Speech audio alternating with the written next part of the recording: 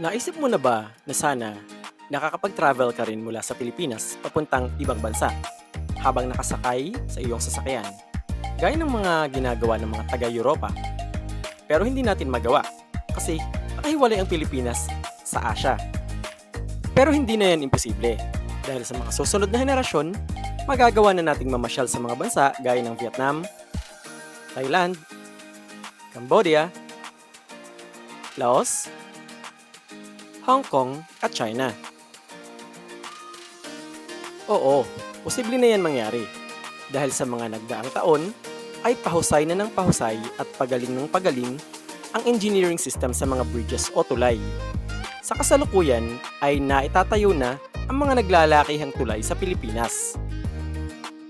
Sa kasalukuyan, ang pinakamahabang record ng tulay sa buong mundo ay ang Danyang Kunshan Grand Bridge na may habang 164.8 km.